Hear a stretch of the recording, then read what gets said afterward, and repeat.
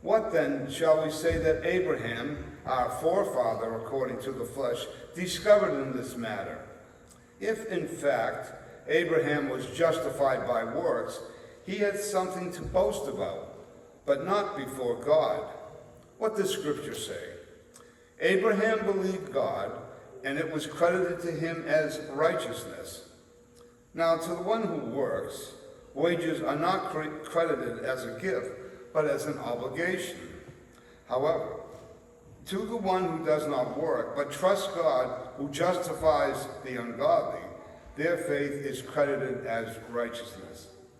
So saith the Lord. Maybe you caught in that reading a couple of times where the concept of work is spoken of. What shall we say Abraham, our forefather, discovered in this matter? The matter of how can it be that a fallen, broken, sinful, rebellious creature like you and me can stand with a clear conscience before a holy God? How is that ever possible? And Paul goes on to say what Abraham, back in the book of Genesis, discovered in this matter, being righteous before God. If you read about Abraham's life, he was a very unrighteous character.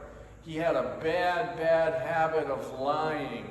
Lying that almost cost his wife her life because of his lies. And how can this guy become right before God? Can he work at it? Or is this a pure gift from God to Abraham and to those who believe like Abraham? And so Paul is introducing this idea of work. It's a great idea to talk about, being Labor Day weekend. Happy Labor Day weekend. As we can see, half of our congregation is off enjoying Labor Day weekend. Anybody got an extra day off of work this week? Yeah. All right. Who's happy about that? Great. Here's a bonus question just off the start here. Labor Day. If you know anything about the history of the holiday, Labor Day, it began back in the 1800s with the whole industrial age movement and the work that was going on, the labor that people worked. Actually, you know what the work week was? 12 hours a day, 7 days a week.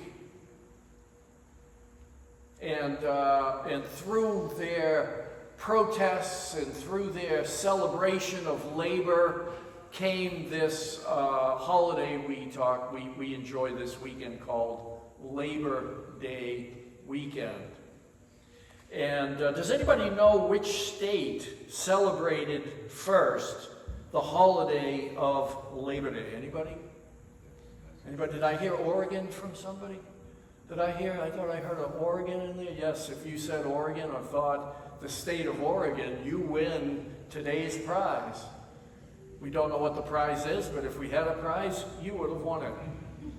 And we go on as the decades progress, and we enjoy this holiday.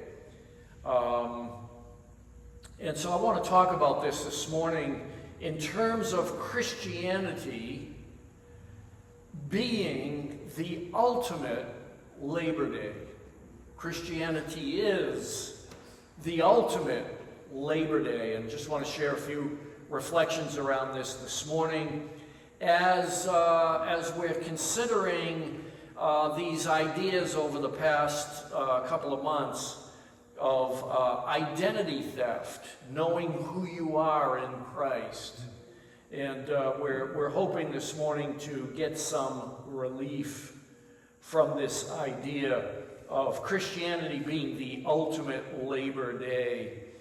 I like what Jesus says. He says some very relieving words of truth and life. He's not just talking hot air. He's talking truth that finds its way into the soul and gives us relief. And he says it like this in Matthew 11. Amongst many other times and ways, he says the same thing. He says, come to me. Come to me. But that's not the first move. The first move is that he came to you. He came to this world. He entered in. He came close. And then he beckons us, come to me, because I'm close. All you who labor and are heavy burdened, and I will give you rest. Take my yoke, my ways upon you, and learn from me, for I am gentle and humble in heart, and you will find rest for your souls. For my yoke is easy, and my burden is light. Well, this morning we want to explore the idea that if it's your soul that needs rest, sleep will not help. If it's your soul that needs rest, sleep is not going to help. We need something of deeper value and deeper strength to touch the depths of our soul. So we want to talk about this. Let me ask you this question. What comes to mind, just knee-jerk, what comes to mind when you hear the word labor? Work? Labor Day. Birth, right? As in labor, pains, right? Labor is anything else that you think of when you hear the word labor? You hear work, you hear job, you hear vocation, you hear things like this. When it comes to labor, work, or job, just slip up your hand if that's a dirty word to you. It's a basically it's a 4-5-letter word, 3-letter word. It's for many people. You hear work, and there is an immediate downcast look on the face, right? It is so full of grind. It's so full of you get that boss or that coworker or that job that's coming up and just puts a knot right here in your stomach. Anybody feel that? Ever feel that? I asked my dad, "Has your sign painting career ever been like work?" He's like, "Nope, never been like work to me." He's one of the blessed ones that has been able to do work as an extension of his personality. And what a rare gift that is. But for many, that is a dirty word. Let me ask you this. When you hear the word weekend, what do you think? Party time. Relief. Huh? Singer. When you hear the word weekend, you think of weekend. The singer. The weekend. Gotcha. Good one. Is that a word of relief? It's a word of relief. Weekend. That's why we've got the acronym TG what? IF. Thank God it's Friday. Relief from the grind. And this is what's kind of on tap for this morning. Jesus saying, "Come to me, all you who grind and are burdened and are limping and are struggling, and I will give you rest." I like what Chad Bird posted this past week in a post entitled, "I'm tired, God. I'm tired, God." The overall tone of the Psalms is, "I'm tired, God." If that does not resonate with you, at least some of the time, then I suggest you belt out a hearty doxology, for yours is a rare and blissful gift. For most of us, "I'm tired, God," is a confession that is painfully and perennially true. Tired of the scorn of those who are at ease, of the contempt of the proud, tired of battling our dogged, sinful nature every hour of every day, with a short list of triumphs and a long list of letdowns, tired of one limp forward and two limps back, as we slog our way through the shadowlands of grief. Love how Chad puts pen to paper. Tired of splintered families, stabbing loneliness, and inner peace that always seems torturously out of reach. Our soul has had more than enough. Hey, we're celebrating Labor Day this weekend, a break from that grind. But greater still, that's a picture of the gospel, where Christianity is the ultimate Labor Day in the following ways. 1, did you realize that God himself worked? God worked.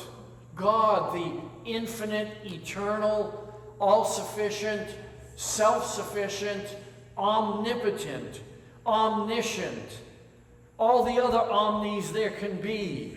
He worked. We're told in Genesis chapter 1 at the end, and in the beginning of chapter 2 it says, God saw all that he had made in 6 days. God's at work. And it was very good. And there was evening and there was morning, the 6th day. Thus the heavens and the earth were completed in all their vast array. By the 7th day, God had finished the work he had been doing. So on the 7th day, he rested from all his work. Then God blessed the 7th day, made it holy, because on it he rested from all the work of creating all that he had done. God worked. God himself worked. He worked by just speaking. Right? He's just said, let there be light, let there be expanse, let there be the seas, let there be dry ground that comes up. Let me create the atmosphere. Let me create the land. Let me create the sea. And then I'm going to work by speaking and creating creatures that fill those spaces.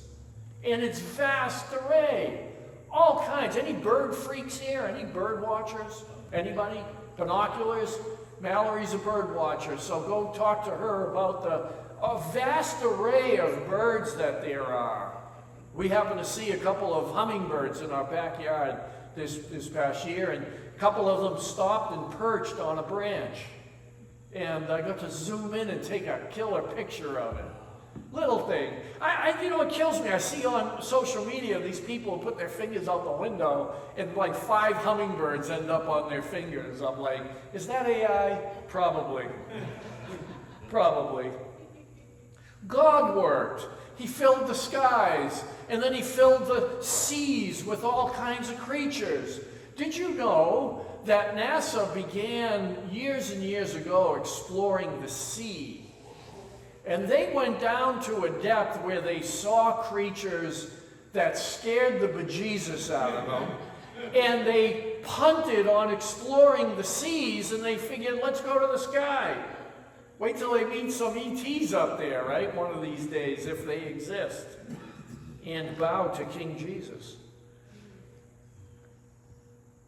But God filled, and only, I think they're saying like only 5% of the oceans have been explored to their depths. What's down there? And God filled it with all kinds of different creatures. And then in the land, all the land-living animals, forget about the 9 billion humans, but all the other creatures of the land. God worked and God created out of nothing. See, we create like God created, but we need materials. We need paint. We need a canvas. We need a brush.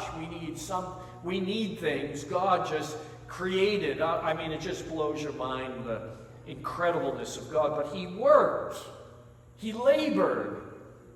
The difference between he and us is he worked and he did not need, he didn't get tired. He didn't rest on the seventh day because he was tired. Who rests on at least once a week? Anybody here rest? Anybody practice your death last night when you went to bed? You practice your death when you go to bed, and every time you wake up, you practice what? Your resurrection. God didn't need to rest because he was tired. He rested because he was finished creating. It was all done. There's nothing else to create. And so God worked. And he calls his people to work. Now, I'm not talking job. I'm not talking your vocation. I'm not talking about the office or to the company you go to. I'm talking about working in terms of obedience to his law. God calls his creation to obey his commands. You got the first one there in Genesis, the very simple one with Adam and Eve. And do not eat of the tree of the knowledge of good and evil. When you do, you'll surely what? Die. And they're called to work the garden and keep it. They're created to be like God and work. God goes ahead and in time he introduces his law and he says, keep it. Now we understand from Scripture that God's law is good. We're called to keep it. We're called and created to work by obedience to the law, which is good. Psalm 19 says, the law of the Lord is perfect, refreshing the soul. The statutes of the Lord are trustworthy, making wise the simple.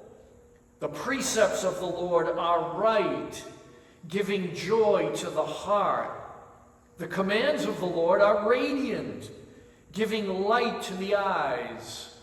The fear of the Lord is pure, enduring forever. The decrees of the Lord are firm, and all of them are righteous. They are more precious than gold, than much pure gold. They are sweeter than honey from the honeycomb. This good law of God is given to us to work and keep.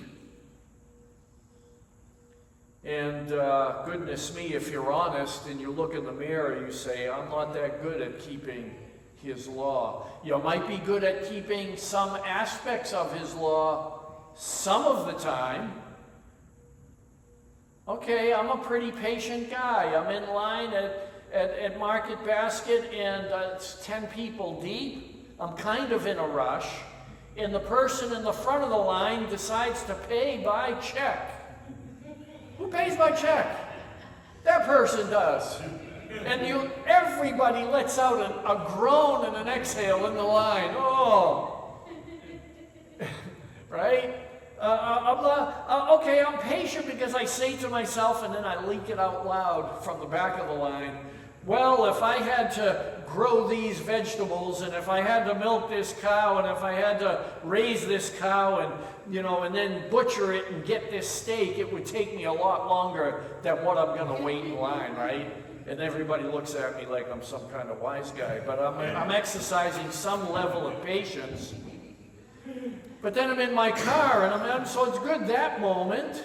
But then I'm in my car and I'm trying to get places, and I'm not patient in that scene because of 10 things that already happened that have gotten under my skin. And I'm yelling in my car to the person in front of me, "It's the pedal on the right. Let's go." We keep God's law in one moment, and then we break it in another. And then we keep it outwardly, and we break it in the depths of our affections and desires and wants. We're not very good at keeping God's law. We're all law breakers. You might not have committed adultery, but you've committed murder, and you say, "I've never committed murder." Jesus raises the bar and says, if you hated someone, you've committed murder. Anybody ever hate someone? Goodness me, Jesus' definition is you're a murderer. We don't think that way. We think it's all just outward actions. I can keep the 10 Commandments, somebody said to me at a Bible study one time. And I said, "Well, then you're a better person than me. Perhaps you should be the pastor." And then I encouraged her. I said, "Go home and read Matthew 5, 6, and 7 and tell me what you think." She went home and did that, and she came back and she said, "You know what? I don't think I keep any of them." Because Jesus takes the law of God and he raises it to the 5th power to expose our brokenness and our need, because we don't work the way God says to work. If you read Deuteronomy 28, it's full of blessings for those who keep God's law and curse for those who break it.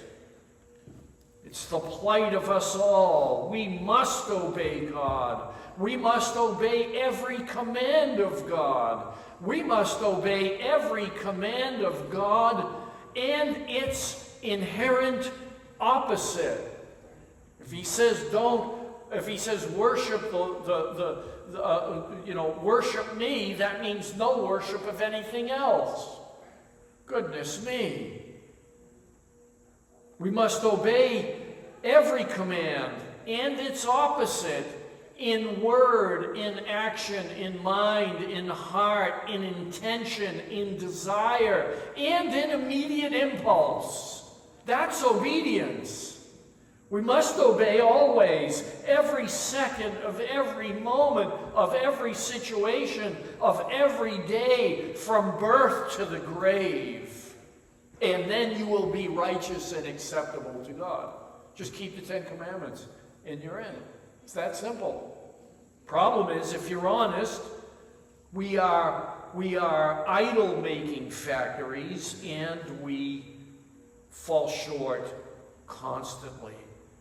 But that's obedience to that core. That's what God calls us to. And if we don't meet that standard, the Apostle Paul quotes Deuteronomy in Galatians 3, and he says, "For all who rely on the works of the law are under a curse." Why?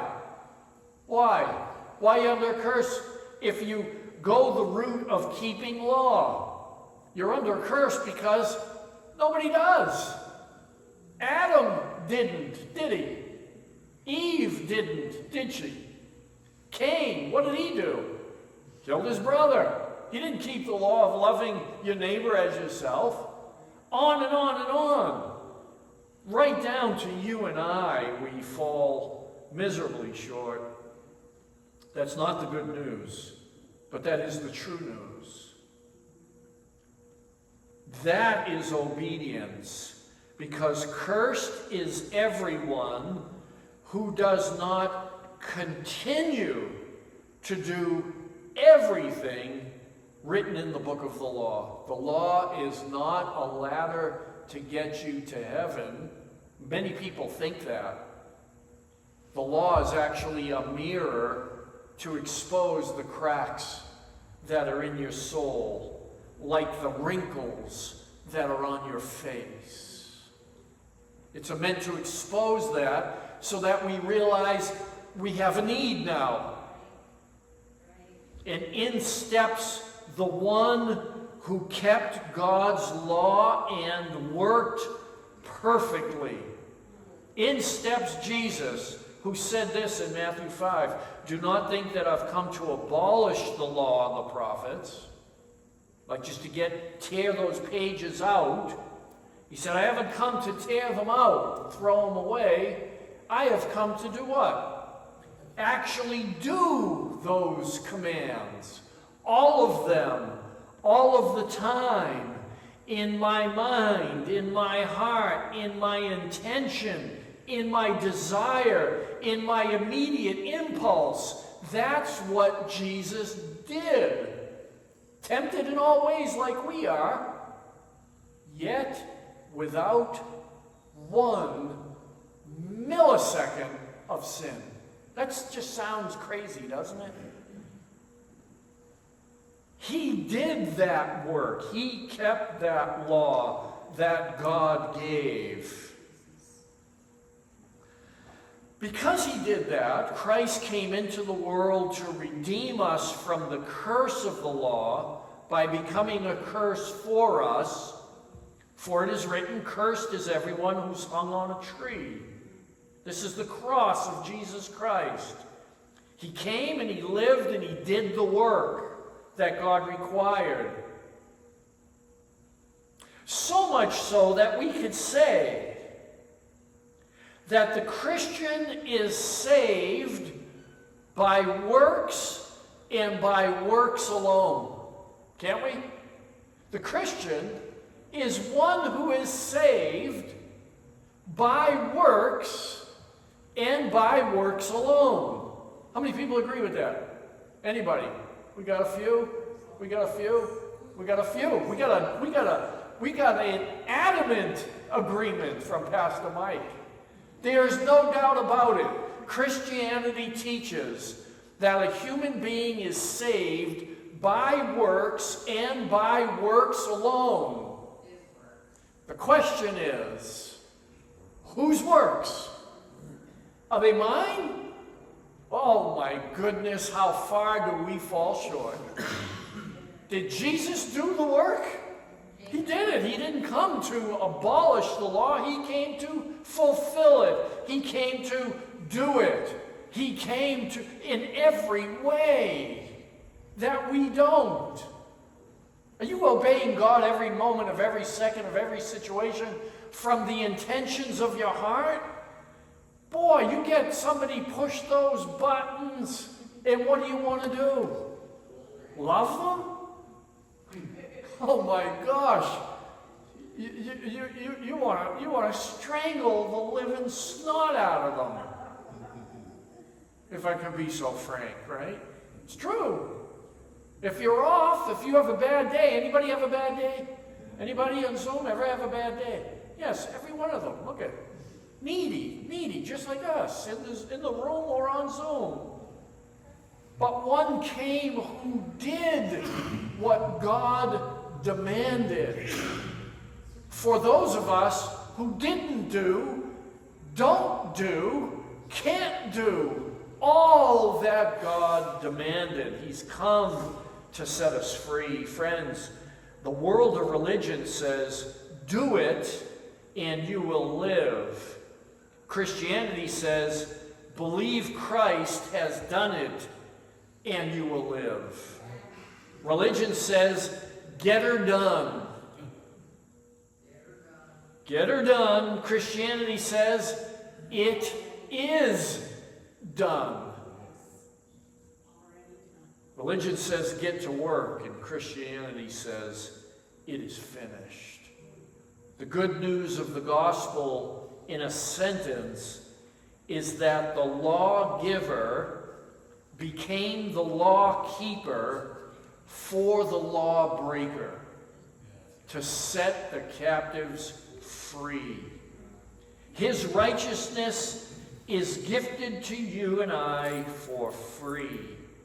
His forgiveness is promised you, even today again, for the miserable week that you may have had in the moments of time, the Son of God stands before you, looks you in the eye, and says, "You are forgiven." What good news. What relief from the pressures of performance that we live in all the time. This lifts the burden. It is yours here and now. So welcome him who worked for you to give you rest. We forget this all the week long, so in the midst of your forgetfulness, in the midst of the thievery of who you are and whose you are, Jesus Christ settles the matter over and over and over and says to you, Tetelestai, it is